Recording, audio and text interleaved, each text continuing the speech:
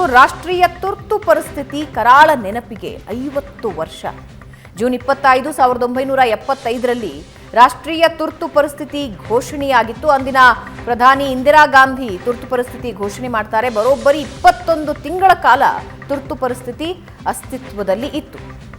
1975ರ June 25 ಭಾರತದ ಇತಿಹಾಸದಲ್ಲೇ ಕರಾಳ ದಿನ. ತುರ್ತು ಪರಿಸ್ಥಿತಿ ಹೇರಿಕೆ ಖಂಡಿಸಿ ದೇಶದಾದ್ಯಂತ ಬಿಜೆಪಿ ಪ್ರೊಟೆಸ್ಟ್ ಮಾಡಿತ್ತು. ಕರ್ನಾಟಕದಲ್ಲೂ ಕಪ್ಪು ಪಟ್ಟಿ ಧರಿಸಿ ಬಿಜೆಪಿ ನಾಯಕರು ಪ್ರೊಟೆಸ್ಟ್ ಮಾಡಿದ್ದಾರೆ.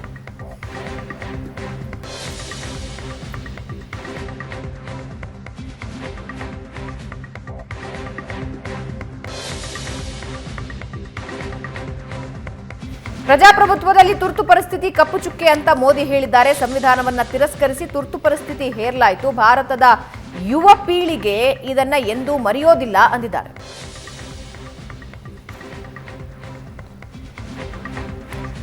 ಇನ್ನು ಇದಕ್ಕೆ ಕೌಂಟರ್ ಆಗಿ ಕಾಂಗ್ರೆಸ್ ಕೂಡ ಮಾತಾಡಿದೆ. ಮೋದಿ ತುರ್ತು ಪರಿಸ್ಥಿತಿ ಹೇಳಿಕೆಗೆ ಮಲ್ಲಿಕಾರ್ಜುನ್ ಖರ್ಗೆ ಟಾಂಗ್ ಕೊಟ್ಟಿದ್ದಾರೆ. ತುರ್ತು ಪರಿಸ್ಥಿತಿ ಹೇರದೆ ತುರ್ತು ಪರಿಸ್ಥಿತಿಯನ್ನ ನಡೆಸಲಾಗ್ತಾ ಇದೆ. ಇದೇ ತುರ್ತು ಪರಿಸ್ಥಿತಿಯನ್ನ ಎಷ್ಟು ದಿನ ಮುಂದುವರಿಸ್ತೀರಿ ಅಂತ ಖರ್ಗೆ ಹೇಳಿದ್ದಾರೆ. भारत की लोकतांत्रिक परंपराओं पे निष्ठा रखते हैं. उनके लिए 25 जून न भूलने वाला दिवस है. भारत के लोकतंत्र में जो काला धब्बा लगा था उसके 50 वर्ष हो रहे हैं. भारत की नई पीढ़ी इस बात को कभी नहीं भूलेगी कि भारत के संविधान को पूरी तरह नकार दिया गया था. संविधान के लीरा उड़ा दिए गए थे. देश को जेल खाना बना दिया गया था. लोकतंत्र को पूरी तरह दबोच दिया गया था. जो आक्रमण प्रधानमंत्री जी अमित शाह जी कॉन्स्टिट्यूशन पर, संविधान पे कर रहे हैं, वो हमारे लिए एक्सेप्टेबल नहीं है. वो हम होने नहीं देंगे. इसीलिए हमने कॉन्स्टिट्यूशन ओथ लेते हुए हमने कॉन्स्टिट्यूशन पकड़ा था. हमारा संदेश जा रहा है, हिंदुस्तान के कॉन्स्टिट्यूशन को कोई शक्ति नहीं छू सकती है. जो आक्रमण ಪ್ರಶಾಂತ್, 50 ವರ್ಷದ ಹಿಂದೆ ದೇಶ ಎಮರ್ಜೆನ್ಸಿಯನ್ನ ಕಂಡಿತ್ತು. ಒಂದು ಮನ್ವಂತರಕ್ಕೆ ಅದು ವೇದಿಕೆಯನ್ನು ಹಾಕಿಕೊಟ್ಟಿತ್ತು. ಕಾಂಗ್ರೆಸ್ಸೇತರ ಸರ್ಕಾರ ಬರೋದಕ್ಕೆ ಕಾರಣ ಆಗಿತ್ತು. ಇಡೀ ದೇಶ ಇಂದಿರಾ ಗಾಂಧಿಯನ್ನ ಬೇರೆ ರೀತಿ ನೋಡೋದಕ್ಕೆ ಶುರುವಾಗಿತ್ತು. ಡಿಕ್ಟೇಟರ್ ಥರ ನೋಡೋದಕ್ಕೆ ಶುರುವಾಗಿತ್ತು. ಆಮೇಲೆ ಪರಿಸ್ಥಿತಿಗಳು ಬದಲಾದವು. ಆದರೆ ಆ ಎಮರ್ಜೆನ್ಸಿಯ ಸಿಚುವೇಶನ್ ಹೇಗಿತ್ತು? ಮೌನ ನೋಡಿ, 1969ರ ಕಾಂಗ್ರೆಸ್ ವಿಭಜನೆ, 72ರ ಬಾಂಗ್ಲಾ ಯುದ್ಧದ ನಂತರ ಇಂದಿರಾ ಗಾಂಧಿಯವರ ಜನಪ್ರಿಯತೆ ಪೀಕಲ್ಲಿತ್ತು. ಇಂದಿರಾ ಗಾಂಧಿ ಬಾಂಗ್ಲಾ ಯುದ್ಧದ ನಂತರ ಅಂತೂ ಭಾಳ ಜನಪ್ರಿಯರಿದ್ದರು. 72ರಲ್ಲಿ 72ರ ಚುನಾವಣೆ ರಾಯ್ಬರೇಲಿಯಲ್ಲಿ 72ರ ಚುನಾವಣೆಯಲ್ಲಿ ಇಂದಿರಾ ಗಾಂಧಿ ಪರವಾಗಿ ಯಶ್ಪಾಲ್ ಕಪೂರ್ ಗೌರ್ಮೆಂಟ್ ಸರ್ವೆಂಟ್ ಇದ್ದರು. ಅವರು ಇಂದಿರಾ ಗಾಂಧಿ ಏಜೆಂಟಾಗಿ ಕೆಲಸ ಮಾಡಿದರು. ಆಗ ಇಂದಿರಾ ಗಾಂಧಿ ವಿರುದ್ಧ ಸೋತವರು ರಾಜನಾರಾಯಣ್ ಭಾಳ ದೊಡ್ಡ ಒಬ್ಬ ನಾಯಕ ಉತ್ತರ ಪ್ರದೇಶದಲ್ಲಿ. ರಾಜನಾರಾಯಣ್ ಒಂದು ಇಲೆಕ್ಷನ್ ಪಿಟಿಷನ್ ಅನ್ನು ಹಾಕ್ತಾರೆ ಅಲಹಾಬಾದ್ ಹೈಕೋರ್ಟ್ನಲ್ಲಿ. 1975ರ ಜೂನ್ ಮೊದಲ ವಾರ, ಎರಡನೇ ವಾರ, 10th or 13th ಆಗಲಿ, ಆಗ ಒಂದು ಜಸ್ಟಿಸ್ ಜಗಮೋಹನ್ ಸಿನ್ಹಾ ಒಂದು ಜಡ್ಜ್ಮೆಂಟ್ ಕೊಡ್ತಾರೆ ಅಲಹಾಬಾದ್ ಹೈಕೋರ್ಟ್ನಲ್ಲಿ. ಆ ಜಡ್ಜ್ಮೆಂಟ್ನ ಒಟ್ಟು ಸಾರ ಏನು ಅಂತಂದರೆ, ಒಬ್ಬ ಗೌರ್ಮೆಂಟ್ ಸರ್ವೆಂಟನ್ನು ನೀವು ಇಲೆಕ್ಷನ್ ಏಜೆಂಟಾಗಿ ಉಪಯೋಗಿಸ್ಕೊಂಡಿದ್ದೀರಿ, ಅಂದರೆ ಗೌರ್ಮೆಂಟ್ ತಂತ್ರಗಳನ್ನು, ಸರ್ಕಾರಿ ತಂತ್ರಗಳನ್ನು ದುರ್ಬಳಕೆ ಮಾಡಿಕೊಂಡಿದ್ದೀರಿ ಅನ್ನುವ ಕಾರಣಕ್ಕೋಸ್ಕರ ಇಂದಿರಾ ಗಾಂಧಿ ಅವರನ್ನು 6 ವರ್ಷಗಳ ಕಾಲ ಸಂಸತ್ ಸದಸ್ಯತ್ವ ಸ್ಥಾನದಿಂದ ಡಿಬಾರ್ ಮಾಡಲಾಗುತ್ತೆ. ನ್ಯಾಚುರಲಿ ನೀವು ಸಂಸತ್ ಸದಸ್ಯರೇ ಇರೋಲ್ಲ 6 ವರ್ಷ ಅಂತಂದರೆ ಪ್ರಧಾನಮಂತ್ರಿ ಹೇಗಿರ್ತೀರಿ? ಇಂದಿರಾ ಗಾಂಧಿ ಅದನ್ನು ಸುಪ್ರೀಂ ಕೋರ್ಟ್ನಲ್ಲಿ ಚಾಲೆಂಜ್ ಮಾಡ್ತಾರೆ. ಮೀನ್ವೈಲ್ ಏನಾಗಿರುತ್ತೆ ಅದು ಬಹಳ ಮುಖ್ಯ. ಯಾಕೆ ಈ ತುರ್ತು ಪರಿಸ್ಥಿತಿಯ ದಿನಗಳು ಬಂದವು? ಗುಜರಾತ್ನಲ್ಲಿ ಒಂದು ಇಂಜಿನಿಯರಿಂಗ್ ಕಾಲೇಜ್ನ ಮೆಸ್ನಲ್ಲಿ ಒಂದು ಹೋರಾಟ ಶುರುವಾಗುತ್ತೆ. ಏನು? ಮೆಸ್ ಬಿಲ್ ಜಾಸ್ತಿ ಆಯಿತು ಜಾಸ್ತಿ ಅನ್ನುವ ಆಯ್ತು. ಕಾರಣಕ್ಕೋಸ್ಕರ ಹೋರಾಟ ಶುರುವಾಗುತ್ತೆ. ಚಿಮನ್ಭಾಯ್ ಪಟೇಲ್ ಸರ್ಕಾರ ಇರುತ್ತೆ. ನೋಡ್ತಾ ನೋಡ್ತಾ ನೋಡ್ತಾ ಆ ಒಂದು ಹೋರಾಟ ಗುಜರಾತ್ ನವನಿರ್ಮಾಣ ಆಂದೋಲನದ ಸ್ವರೂಪವನ್ನು ಪಡ್ಕೊಳ್ಳುತ್ತೆ. ಠೀಕ್ ಅದೇ ಸಂದರ್ಭದಲ್ಲಿ ಬಿಹಾರದಲ್ಲೊಂದು ಆಂದೋಲನ ಶುರುವಾಗುತ್ತೆ. ಬಿಹಾರ ಮತ್ತು ಉತ್ತರ ಪ್ರದೇಶದಲ್ಲಿ ಇಬ್ಬರು ಆ ಆಂದೋಲನದ ಭಾಳ ಅಂದರೆ ನೋಡಿ, ಒಂದು ಕಡೆ ಜನಸಂಘದಿಂದ ಗೋವಿಂದಾಚಾರ್ಯ ಆಗ ಬನಾರಸ್ ಮತ್ತು ಅಲಹಾಬಾದ್ ಯೂನಿವರ್ಸಿಟಿಗಳ ABVP ಇನ್ಚಾರ್ಜ್ ಆಗಿ ಕೆಲಸ ಮಾಡ್ತಾರೆ. ಅವರು ಮತ್ತು ಈಗಿನ ಜನಸತ್ತಾದ ಎಡಿಟರ್ ಆಗಿದ್ದರು ರಾಮ್ ಬಹದ್ದೂರ್ ರಾಯ್. ಅವರು ದೊಡ್ಡ ಪ್ರಮಾಣದಲ್ಲಿ ಆಂದೋಲನವನ್ನು, ವಿದ್ಯಾರ್ಥಿಗಳ ಆಂದೋಲನ ಶುರುವಾಗುತ್ತೆ. ಇನ್ನೊಂದು ಕಡೆ ಬಿಹಾರದ ಪಟ್ನಾ ವಿಶ್ವವಿದ್ಯಾಲಯದಲ್ಲಿ ಸುಶೀಲ್ ಕುಮಾರ್ ಮೋದಿ, ಲಾಲು ಪ್ರಸಾದ್ ಯಾದವ್, ನಿತೀಶ್ ಕುಮಾರ್ ಇವ್ರದ್ದೆಲ್ಲರದ್ದು ಒಂದು ಆಂದೋಲನ ಪಟ್ನಾ ವಿಶ್ವವಿದ್ಯಾಲಯದಲ್ಲಿ ವಿದ್ಯಾರ್ಥಿಗಳ ಆಂದೋಲನ ಶುರುವಾಗುತ್ತೆ. ಕೊನೆಗೆ ಗೋವಿಂದಾಚಾರ್ಯ ಮತ್ತು ರಾಮ್ ಬಹದ್ದೂರ್ ರಾಯ್ ಹೋಗಿ ಜಯಪ್ರಕಾಶ್ ನಾರಾಯಣರನ್ನು ಸಂಪರ್ಕಿಸ್ತಾರೆ. ಇಲ್ಲ, ಇಷ್ಟೊಂದು ದೊಡ್ಡ ಪ್ರಮಾಣದಲ್ಲಿ ವಿದ್ಯಾರ್ಥಿಗಳ ಆಂದೋಲನ ನಡೀತಾ ಇದೆ, ನೀವು ಈ ಆಂದೋಲನಕ್ಕೆ ಒಂದು ಸ್ವರೂಪವನ್ನು ಕೊಡಬೇಕು ಅಂತ.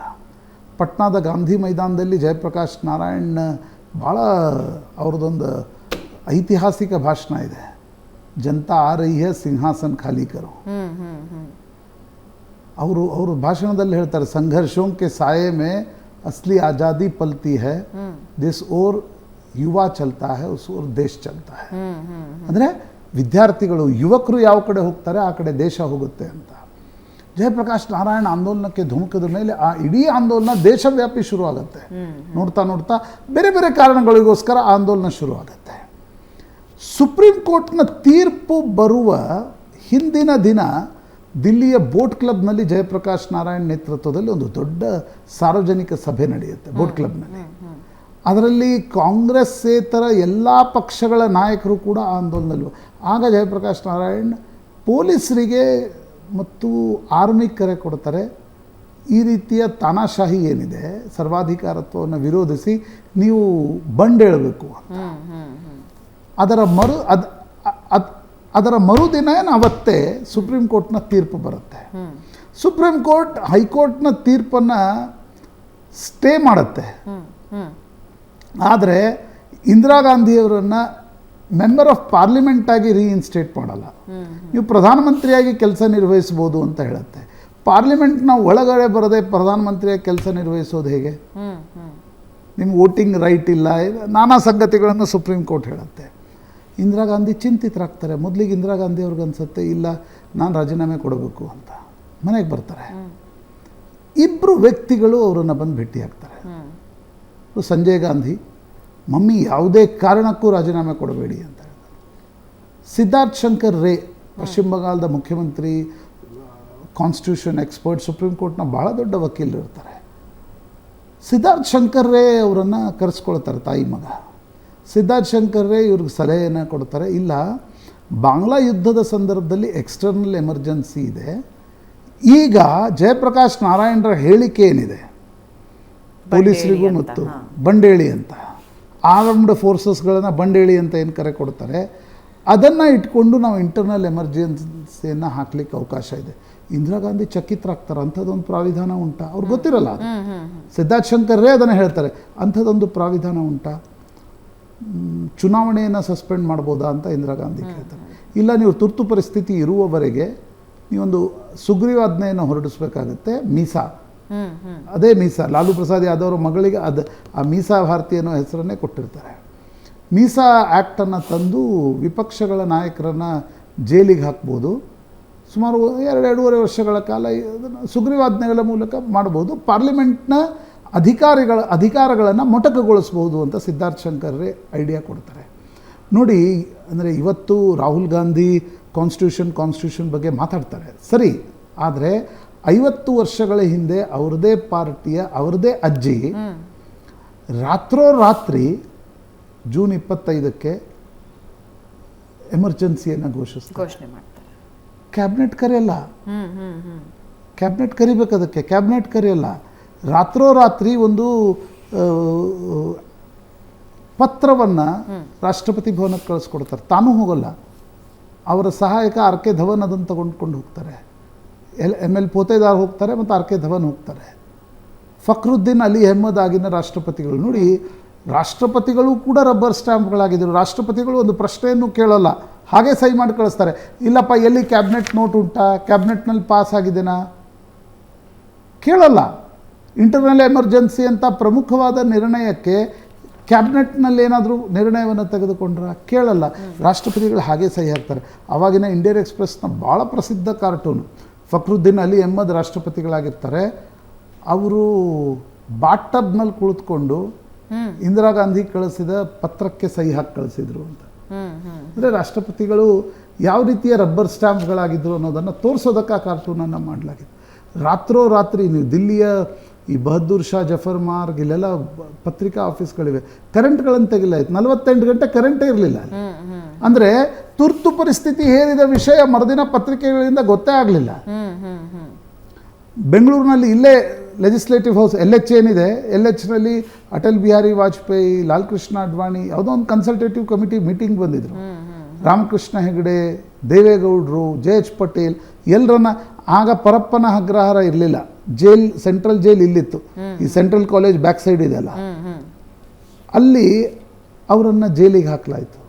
ದೇಶದಾದ್ಯಂತ ಕಾಂಗ್ರೆಸ್ ನಾಯಕರನ್ನು ಕೂಡ, ಚಂದ್ರಶೇಖರ್, ಮೋಹನ್ ಧಾರಿಯಾರ್ ಅಂತ ಯಂಗ್ ಟರ್ಕ್ ಅಂತ ಕಾಂಗ್ರೆಸ್ನಲ್ಲಿ ಏನು ಕರೆಸ್ಕೊಳ್ತಾ ಇದ್ರು, ಅವರನ್ನು ಜೈಲಿಗೆ ಹಾಕಲಾಯಿತು. ಪತ್ರಿಕಾ ಸ್ವಾತಂತ್ರ್ಯದ ಹರಣ ಮಾಡಲಾಯಿತು.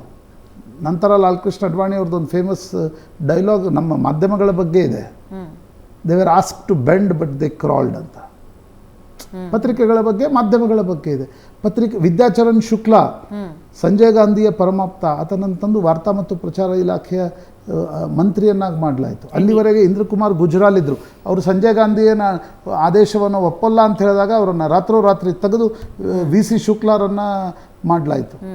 ಯಾರಿಗಾದರೂ ಎಮರ್ಜೆನ್ಸಿ ಬಗ್ಗೆ ಭಾಳ, ಆದರೆ ಅದರ ಫಸ್ಟ್ ಹ್ಯಾಂಡ್ ರೆಕಾರ್ಡ್ ಓದೋದಾದರೆ ಈಗೇನು ಸಂಕರ್ಷಣ್ ಠಾಕೂರ್ ಇದ್ದಾರೆ, ಅವ್ರ ತಂದೆ ಜನಾರ್ದನ್ ಠಾಕೂರ್, ಅವರೊಂದು ಫೈನೆಸ್ಟ್ ಪುಸ್ತಕವನ್ನು ದ ಪ್ರೈಮ್ ಮಿನಿಸ್ಟರ್ಸ್ ಮೆನ್ ಅಂತ ಬರೆದಿದ್ದಾರೆ.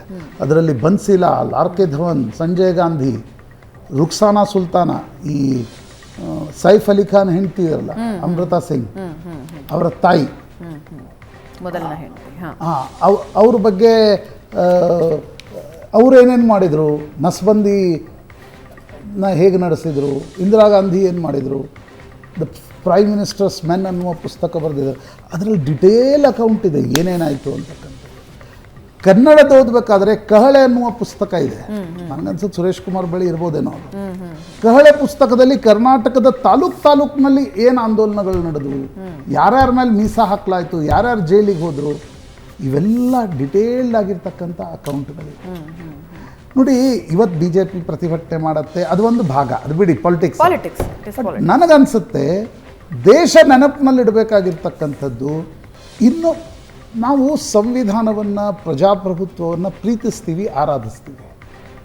ಮತ್ತೊಮ್ಮೆ ನಮಗೆ ಈ ರೀತಿಯ ತುರ್ತು ಪರಿಸ್ಥಿತಿ ಹೇರುವ ನೌಬತ್, ಆ ರೀತಿಯ ಪರಿಸ್ಥಿತಿ ಬರಬಾರ್ದು ಅಂತಂದರೆ ನಾವು ಯಾಕಾಯಿತು, ಏನಾಯಿತು ಅನ್ನೋದರ ಅಧ್ಯಯನ ಮಾಡಬೇಕಾಗತ್ತೆ. ಎಸ್,